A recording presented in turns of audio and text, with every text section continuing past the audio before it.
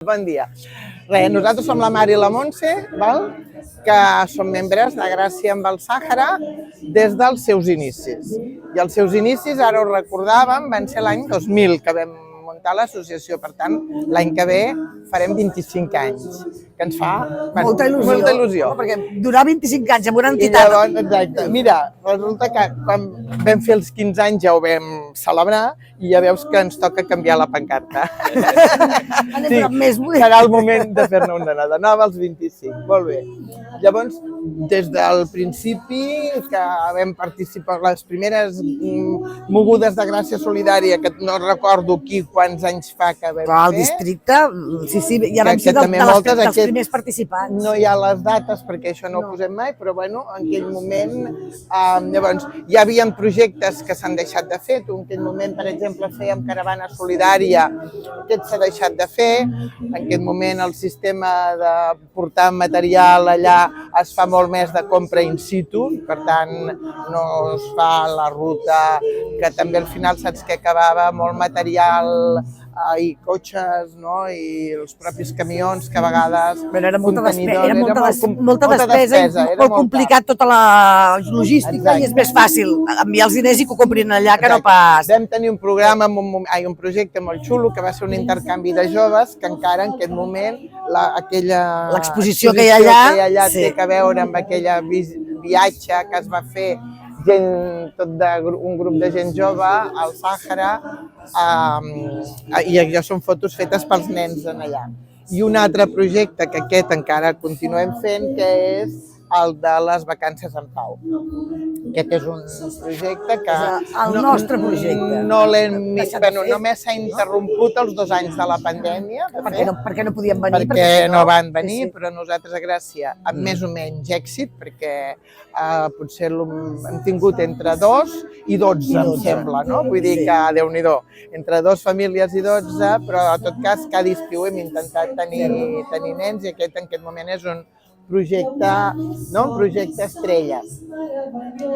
I llavors, en aquests moments, nosaltres participem també perquè tenim una petita ajuda econòmica del districte, que de moment també va seguint, i sempre la utilitzem pels casals dels nens, quan venen, però sobretot també la fem amb aquest tema dels horts formatius als campaments, que ens hem associat amb un grup de joves actius, sobretot a partir de la Mireia, que és una altra de les sòcies, que els coneix, i llavors també durant uns anys vam fer el de portar menjar del 0 a 3 anys, perquè els nens de 3 a 6 anys anessin a l'escola, es van construir, perquè les escoles començaven als 6 anys allà. Llavors, de 3 a 6 es va veure que hi havia un problema també d'alimentació dels nens, llavors es van muntar aquestes escoles físicament, però nosaltres ajudàvem a que tinguessin una patiari a l'escola. Amb ous o llet, productes frescos, se'n deia. I això també ha anat rodant i ens consta que segueixen fent-lo. I després hi va haver una mica la part grossa, que va ser quan va haver un agermanament amb una de les Daires. Els noms són Daira i Wilaya. Wilaya són com les poblacions grosses. Com si fos un municipi i que està amb les Daires que la conformen. Serien els barris.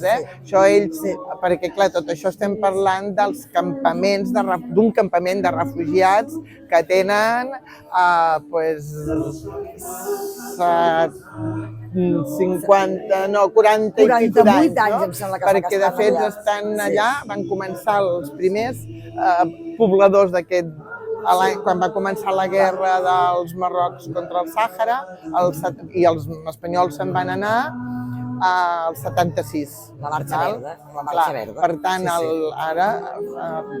tant, estan allà des del 76. Llavors, ells van construir uns campaments, comptant que estarien pocs anys, i no s'imaginaven que aquest referèndum es aniria allargant amb el temps, no arribaria mai. Per tant, estem treballant en un conflicte polític. Bueno, com tots els refugiats del món són sempre resultat de conflictes polítics, doncs els saharauis també conflicte polític molt complicat perquè són molt poca gent i tots sabem, i en aquest moment, no? I amb els anys, és un conflicte que jo crec... De tant en tant té una punta perquè passa alguna cosa i la gent se'n recorda que existeix el Sàhara i que estan ocupats i tal, però tornes a baixar i dius, bueno, al final són els grans oblidats de que estan allà al desert i que ningú els hi fa. Però que com que eren espanyols, el que és cert, i ells sempre ho diuen, que la gran solidaritat que tenen és del poble espanyol, o sigui, no dels governs espanyols, que la veritat és que no hi ha hagut massa...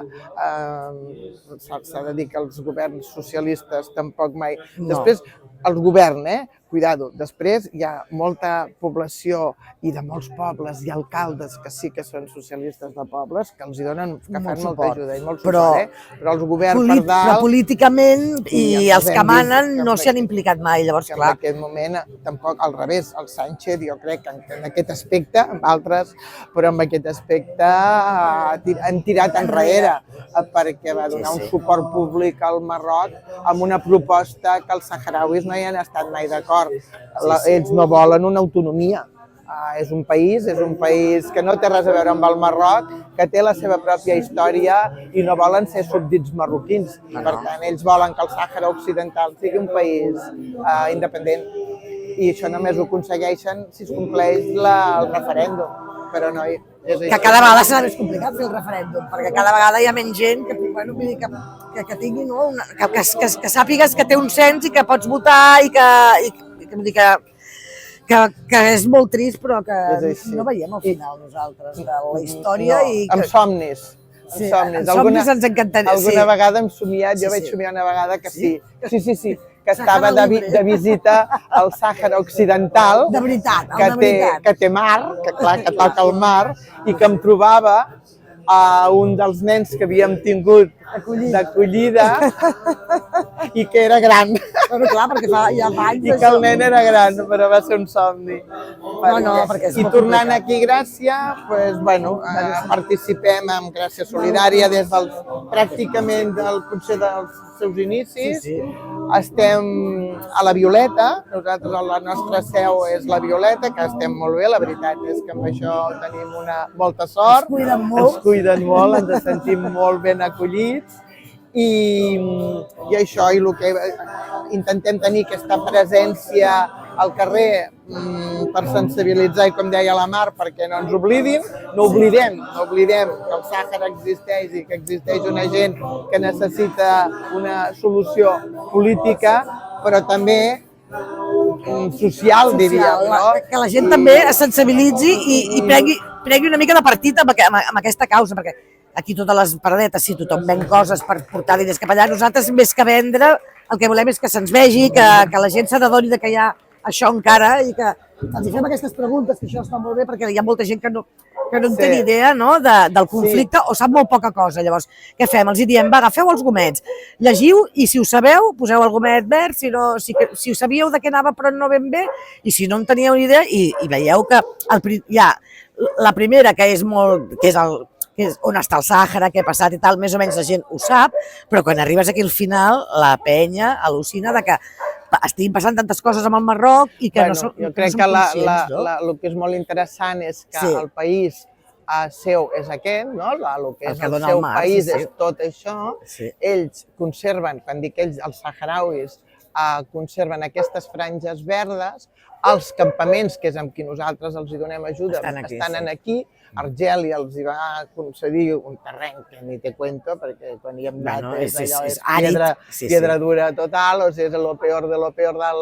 Clar, i aquesta zona és una zona Molt rica, molt clar. rica. Segueixen amb els fosfats, sembla Sí, que sí. hi pugui haver petroli i a més és el banc de pesca més ric del Marroc. Això del pop, no? Clar, Correcte. i llavors, i després tot el tema aquest també, no? Que Marroc està com invadint a sobre, en aquella zona de baix, fent molta de l'agricultura, sobretot la zona de les tomaques cherries, que després aquí, com no ens ho mirem bé, doncs resulta que són del Marroc. Els acabem comprant. Bueno, i això... Sí.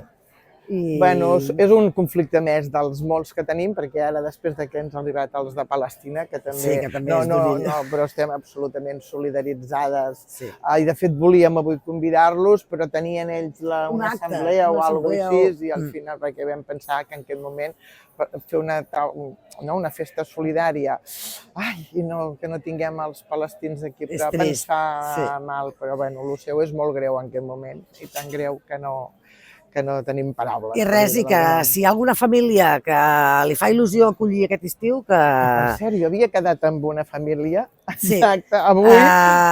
Necessitem famílies que vulguin acollir nens saharauis aquest estiu, que és una feina molt maca, bueno, no sé, és un voluntariat superxulo, que és, tu tens 2 mesos, juliol i agost, aquesta criatura està vivint amb tu com amb els teus fills i fa el mateix, casals i convivència, i després tornes a casa seva superfeliços i contents, i és una experiència molt maca que hem fet les dues uns quants anys i que val la pena. Sí, exacte, i sobretot si tens nens, val molt la pena també pels teus nens. Sí.